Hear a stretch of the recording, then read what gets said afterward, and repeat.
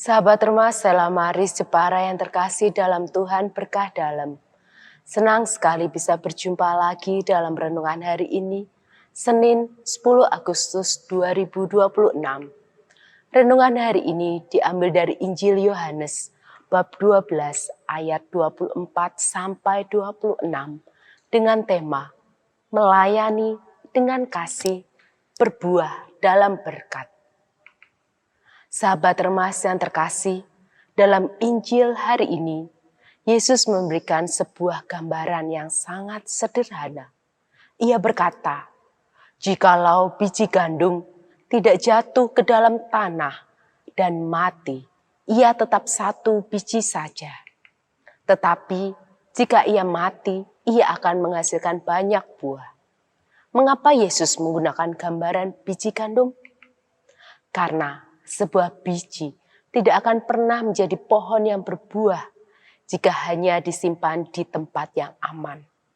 Ia harus rela ditanam, melewati proses, bahkan seolah-olah hilang di dalam tanah. Barulah kemudian tumbuh dan menghasilkan buah yang dapat dinikmati banyak orang. Begitu pula dengan hidup kita.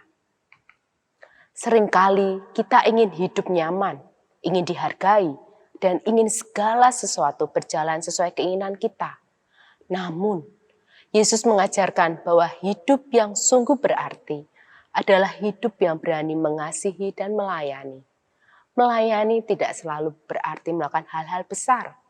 Pelayanan justru dimulai dari hal-hal sederhana, menyapa dengan ramah, mendengarkan orang yang sedang sedih, membantu pekerjaan di rumah, mengunjungi orang sakit, atau terlibat dalam kegiatan lingkungan dengan hati yang tulus. Semua itu adalah bentuk pelayanan yang lahir dari kasih.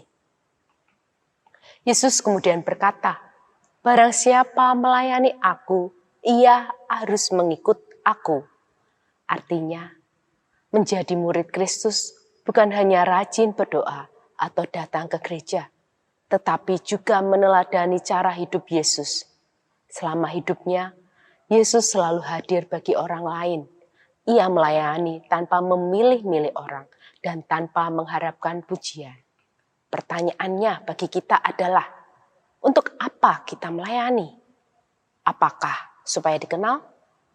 Supaya dipuji? Atau sungguh karena ingin menjadi saluran kasih Tuhan?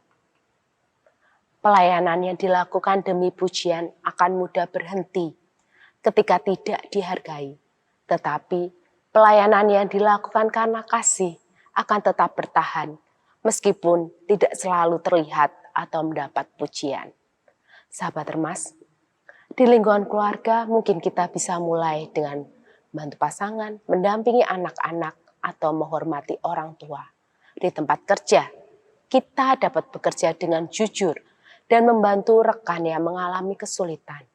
Di lingkungan gereja, kita dapat terlibat dalam kegiatan umat, bukan karena kewajiban, melainkan karena cinta kepada Kristus dan sesama.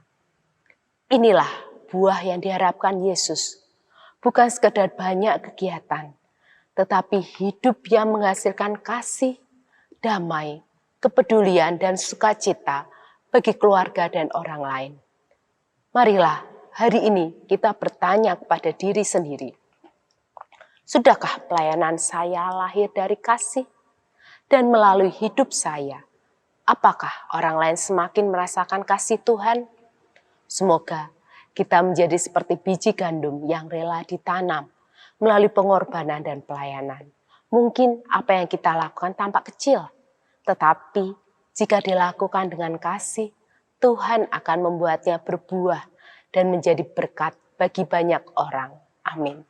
Kemuliaan kepada Bapa, Putra, dan Roh Kudus, seperti pada permulaan, sekarang, selalu, dan sepanjang segala abad. Amin.